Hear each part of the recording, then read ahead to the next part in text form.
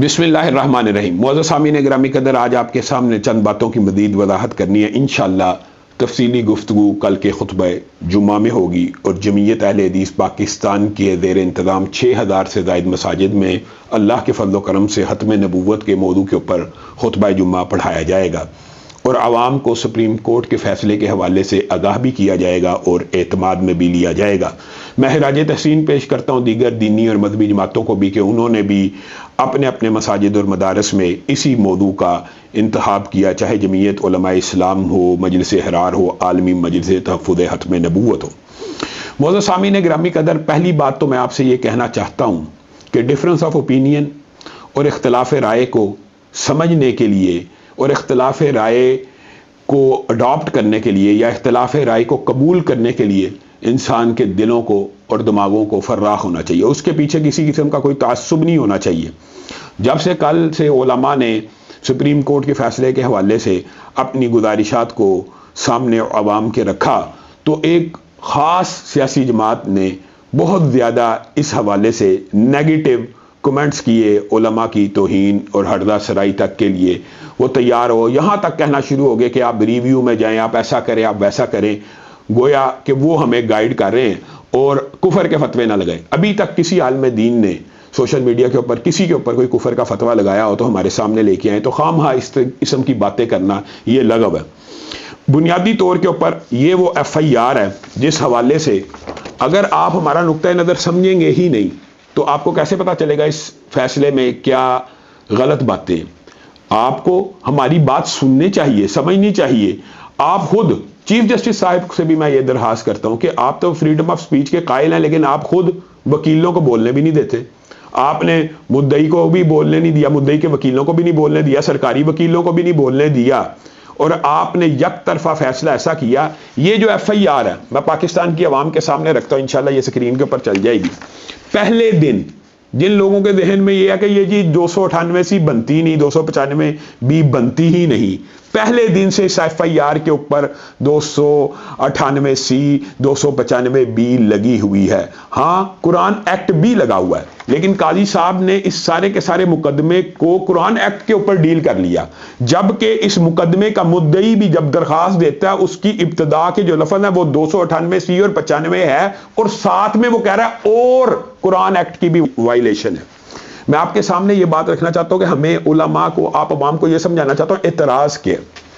بنیادی طور کے اوپر اس فیصلے کی انگلش جب کاپی آئی تو بہت سے لوگوں نے کہا جی اس کی ٹرانسلیشن کروائے، ہمارے وکلاء کے پینل نے اس کی ٹرانسلیشن بھی کروا لی، لیکن اسی اسنا میں سپریم کورٹ کی ویب سائٹ کے اوپر اس کی اردو ٹرانسلیشن آ گئی تو ہم نے اسی کو چلایا، تاکہ کوئی بندہ یہ نہ کہے کہ ہم نے اس ٹرانسلیشن کے اندر یا ترجمے کے اندر کسی بھی قسم کی ڈنڈی ماری ہے۔ جو سپریم کورٹ نے خود کی ہے آپ وہ ٹرانسلیشن اٹھا کے پڑھ لیں۔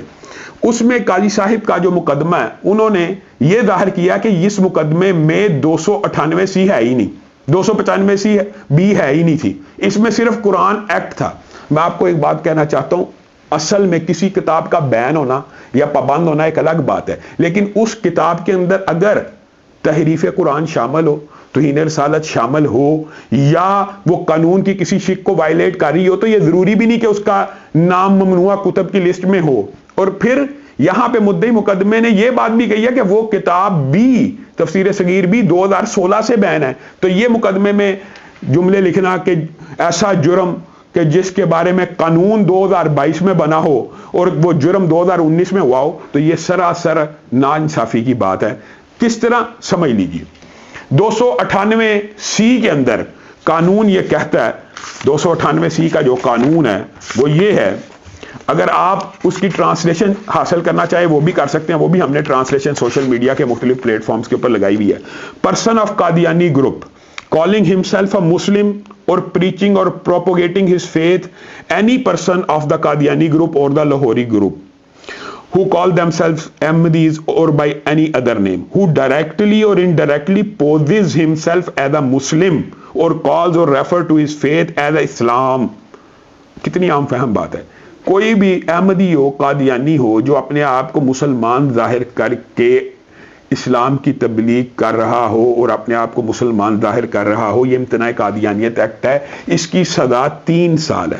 اور اسی طرح 295 اگر آپ 295 بی پڑھیں تو اس کے اندر ڈیفائلنگ کا جو لفظ ہے وہ اس بات کو ظاہر کرتا ہے کہ اگر قرآن پاک میں تحریف کی جائے، پولوٹڈ کیا جائے، اس کے اندر معنوی تحریف کی جائے، حرفی تحریف کی جائے، تو اس کی جو سزا ہے وہ بھی آپ کو پتا ہے کہ وہ 10 سال تک بھی ہو سکتی ہے. یعنی کہ گویا کہ اس کے اندر بات یہ ہے کہ 3 سال سے لے کے 10 سال تک کی سزا ہے ان 2 شقوں کے تحت. 10 سال تک کی سزا ہے، بلکہ عمر قید تک کی سزا بھی موجود ہے. تو ہمارا بنیادی مقدمہ یہ ہے کہ تفسیر صغیر اگر جج صاحب کی نظر میں اس کے اوپر پابندی ان کے مطابق 2022 میں بھی لگتی ہے، تو تفسیر صغیر کو قرآن پاک کی ٹرانسلیشن اور ترجمے کے تحت پاکستان کے طول و عرض میں بانٹا جا رہا ہے. اور مسلمانوں کو کیا پتا یہ قرآن پاک کا ترجمہ قادیانیوں کا ہے، اس کو قرآن سمجھ کے بانٹا جا رہا ہے. اور کیا قادیانی قرآن کو اپنی مقدس کتاب کہہ کے اس کی تبلیغ اور ابلاغ کر سکتے ہیں اپنے آپ کو مسلمان کہہ کے؟ یہ 298 میں نہیں ہے. یہی امتناع قادیانیت ایکٹ ہے. خدا را اس بات کو سمجھیے، نقطہ اختلاف سمجھیے. 298 یہ کہتا ہے کہ کوئی قادیانی اپنے آپ کو مسلمان ظاہر کر کے تبلیغ نہیں کر سکتا، اور یہ متفقہ اجماعی قانون ہے. میں قاضی صاحب سے پوچھنا چاہتا ہوں، قاضی صاحب آپ نے جو بات کی ہے آپ بھی اختلاف رائے کو برداشت کریں نا، آپ بھی علماء کا نقطہ نظر سمجھیں. آپ نے ایک قادیانی کے مقدمے کے اندر آرٹیکلز کا ذکر کیا کہ ہر بندے کو رائٹ ہے کہ وہ اپنے فیتھ کے مطابق اور اپنے فرقے کے مطابق اور اپنے گروہ کے مطابق تبلیغ کر سکے. آپ ایک قادیانی کے مقدمے میں اگر یہ ریمارکس دیتے ہیں تو 298 کہاں گئی؟ اور آپ اس کے لیے دلیل کے طور پہ کہتے ہیں لا اکراہ فی الدین. لا اکراہ فی الدین کی آیت 1400 سال کی ٹرانسلیشن میں کیا ہے کہ کوئی عیسائی کو جبری مسلمان نہیں کیا جا سکتا، یہودی کو جبری مسلمان نہیں کیا جا سکتا. کیا لا اکراہ فی الدین کا ٹرانسلیشن آج کے بعد ہم اس سپریم کورٹ کے فیصلے کے بعد، اور یہ جو لوگ ہم پہ اعتراض کرتے ہیں جی سپریم کورٹ کے فیصلے نے کون سی شقوں کو حذف کر دیا، اور بھائی ان دفعات کو حذف کیا اور عدالتی نظائر آپ سمجھے ثانوی قانون کی حیثیت رکھتے ہیں. عدالتی جو نظائر ہوتے ہیں نا، عدالتی مسالے اور یہ جو ججمنٹس ہوتی ہیں، یہ بذات خود قانون کی حیثیت بھی رکھتی ہیں. اس لیے ہمیں اعتراض ہے. لا اکراہ فی الدین کا ترجمہ 14 سال میں کسی نے یہ کیا ہے کہ لا اکراہ فی الدین کا مطلب یہ ہے کہ کوئی شخص اٹھے اور کہ میں اللہ کا رسول ہوں، میں اللہ کا پیغمبر ہوں. جی لا اکراہ فی الدین اس کو کہنے دیجئے. اسلام میں اس چیز کی اجازت نہیں ہے. اسلام یہ کہتا ہے کہ رسول اللہ کے بعد کوئی نبی نہیں آئے گا. رسول اللہ خاتم النبیین. اگر کوئی بندہ اس کے بعد کہے گا میں اللہ کا رسول ہوں، وہ مسلمان نہیں ہے. اگر کوئی گروہ یہ کہے گا کہ رسول اللہ کے بعد کوئی نبی ہے، وہ مسلمان نہیں ہے. آپ قاضی صاحب وہ آرٹیکل ذکر کر رہے ہیں اور لا اکراہ فی الدین کی آیت اس طبقہ فکر کے اوپر ڈالنا چاہتے ہیں جس کو رسول اللہ کہتے ہیں یہ دجال ہیں اور کذاب ہیں، اور ان کو اجازت نہیں ہے کہ اپنے آپ کو مسلمان کلیم کہ یہ جعل سازی کا مقدمہ نہیں ہے. تو کیا ہے یہ جعل سازی نہیں ہے کہ ایک بندہ مسلمان نہیں اور کہے میں مسلمان ہوں، اور وہ کہ میں اللہ کے ایک بندہ اٹھے اور کہے میں آج کہوں کہ میں معاذ اللہ اللہ کا رسول اور پیغمبر ہوں. کیا پاکستان کا آئین اور قانون اور اسلام اور شریعت ہمیں اس بات کی اجازت دیتی ہے؟ قطعاً نہیں دیتی. یہ آلریڈی ڈیفائنڈ چیزیں ہیں. یہ 30-40 سال سے یہ مسئلہ قادیانیت کا اس ملک میں حل ہو گیا کہ وہ غیر مسلم ہے. اپنے آپ کو اقلیت تسلیم کریں، اقلیتوں کے حقوق لے لیں. اگر اپنے آپ کو مسلمان کہیں گے، اور آپ کے اس فیصلے کے اندر یہ بات تو آپ نے بھی لکھ دی کہ وہ تفسیر صغیر بانٹ رہا تھا، اگر اس کتاب کے اوپر پابندی نہ بھی ہو، وہ بانٹ رہا مسلمان قرآن کا ترجمہ کر کے 298 حذف کیسے ہو سکتی ہے؟ 295 بھی حذف کیسے ہو گئی؟ کیوں حذف کی گئی؟ اور آپ نے ماتحت عدالتوں کو بھی یہ بات کہی کہ آپ یہاں پہ 298 بنتی نہیں ہے، 295 بھی بنتی نہیں ہے، اور آپ نے وکلاء کو مقدمہ بھی نہیں لڑنے دیا کہ جو آپ کے سامنے دلائل رکھ سکیں، جو آپ کے سامنے آپ نے جس طرح سیاستدانوں کو ڈیل کیا خاموش ہو جاؤ چپ کر دو پکڑوا دوں گا، اسی طرح اس مذہبی اور سینسیٹیو معاملے کو بھی ایسے ڈیل کیا. قاضی صاحب یہ بات انصاف کے تقاضوں کے مطابق نہیں ہے. اگر کوئی قادیانی قرآن کی تفسیر بانٹ رہا ہے تو اس کو اجازت نہیں ہے. اتنی عام فہم بات ہے، یہ کوئی راکٹ سائنس نہیں ہے. آپ نے 298 کو کس اصول کے تحت حذف کیا؟ یہ اگر آج حذف ہو گئی تو پھر تو آپ ان کو اجازت دے رہے ہیں، پھر کہتے ہیں کہ یہ اجازت نہیں ہے. اور کیا اگر ایک قادیانی کو یہ اجازت 298 حذف کر دیا گیا تو امتناع قادیانیت سمجھے ایکٹ ختم ہو گیا. مطلب آپ کے جو فیصلے ہیں وہ بھی بعد میں عدالتی نظائر ہیں، وہ بھی دلائل ہیں، وہ بھی ایک قانون کی حیثیت رکھتے ہیں. تو اس سلسلے کے اندر آپ کو بھی اپنے فیصلے کے اوپر نظر ثانی کرنی چاہیے. اور یہ فیصلہ انا نحن نزلنا الذکر کہ جی کوئی بندہ تحریف کرنا شروع کر دے، چاہے جی اللہ نے قرآن کی حفاظت کی قسم اٹھائی، اب قرآن میں تبدیلی نہیں ہو سکتی، یہ تو ایسی ٹرانسلیشن قرآن پاک کی کسی نے نہیں کی۔ آپ علماء کے اوپر تو یہ اعتراض کرتے ہیں جی علماء کو انگلش سمجھ نہیں آئی، علماء کو انگلش نہیں آتی۔ تو قاضی صاحب میں بڑے ادب اور احترام سے پوچھنا چاہتا ہوں، کیا ججز کو عربی آتی ہے؟ کس کو آتی ہے؟ ہمارے دین کے طالب علموں میں سے آپ کو ایسے لوگ مل جائیں گے جو آپ کے ساتھ انگلش میں گفتگو کر لیں گے، لیکن آپ کے شعبے میں ایک بھی ایسا نہیں ہوگا جو ہمارے پہلی کلاس کے طالب علم کے ساتھ عربی میں گفتگو کر سکے۔ تو آپ نے بھی قرآن کی آیات کو جہاں پہ بغیر سیاق و سباق لگایا، وہ ان کا موقع و محل نہیں ہے۔ میں پاکستان کی عوام سے بھی یہ مطالبہ کرتا ہوں کہ علماء کے مقدمے کو سمجھا جائے اور ایک خاص پارٹی کی حمایت میں یہ پروپیگنڈا نہ کیا جائے کہ یہ علماء جی عمران خان کے حامی ہو گئے ہیں، یہ علماء جی فتنہ فساد پھیلانا چاہتے ہیں، یہ علماء قتل کے فتوے۔ ہم نے کس کے اوپر قتل کا فتویٰ لگایا؟ کس کے اوپر کفر کا فتویٰ لگایا؟ پاکستان کے آئین نے قادیانیوں کے اوپر کفر کا فتویٰ لگایا۔ آپ اس آئین کو ختم کر دیں۔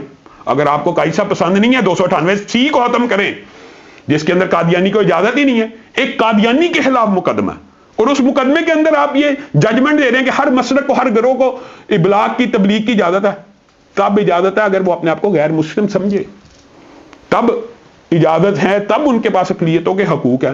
لیکن آپ ایک جنرل ریمارکس دے رہے ہیں جس سے معاشرے کے اندر بہت بڑے ایک ڈیفائنڈ جو چیزیں ہوتی ہیں اور ڈیسائیڈڈ جو چیزیں ہوتی ہیں، ان کے اوپر ایسی ججمنٹس جو ہوتی ہیں وہ ابہام پیدا کرتی ہیں۔ اور وہ لوگ جو مستقل ایک ہی بات کرتے جا رہے ہیں، وہ لوگ بھی سمجھ لیں، تفسیر صغیر ممنوع ہو یا نہ ہو، تب بھی 298C آٹومیٹک لگتی ہے، خود بخود لگ جاتی ہے، اس کو الگ سے ثابت نہیں کرنا۔ ایک قادیانی نے قرآن پاک کی تفسیر اور ترجمہ بانٹا تحریف شدہ، جس کے اندر سورۃ 60 جگہ سنگین نوعیت کی وائلیشن ہے تفسیر صغیر میں، اور جہاں پہ سورۃ بقرہ کی ابتدا اور یہ نا والذین یؤمنون بما انزل الیکم وما انزل من قبلک، اس آیت میں تحریف کر دی اور اس میں مسیح موعود کا ذکر کر دیا۔ جہاں جہاں رسول اللہ کا نام ہے وہاں مسیح موعود اس سے مراد لے لی جائے، تو یہ کیا اس کے اوپر 295B نہیں لگے گی؟ 295B بھی لگے گی، اور مدعی مقدمے نے ابتدا ہی 298C اور 295B سے کی ہے۔ اور آگے لکھا کہ قرآن ایکٹ، آپ نے کلی طور پہ کہا کہ قرآن ایکٹ کی سزا جو تھی وہ 6 ماہ تھی، اس نے 13 ماہ بھگت لی ہے، تو جو 3 سال اور لائف امپریزنمنٹ ہے اور جو عمر قید ہے اور 10 سال ہے وہ کہاں گئی؟ آپ نے ان دونوں شکوں کو جو حذف کیا ہے، علماء کے اور پاکستانی عوام کے اس کے بارے میں تحفظات ہیں، وہ کل ریویو پٹیشن میں بھی جائیں گے، لیکن ایسا ہر فیصلہ، ایسا ہر قانون جو رسول اللہ صلی اللہ علیہ وسلم کی شریعت ختم نبوت کے اوپر آنچ کو آنے دے گا، اس کو پاکستان کی عوام قطعاً قبول نہیں کرے گی۔ والسلام علیکم ورحمۃ اللہ وبرکاتہ۔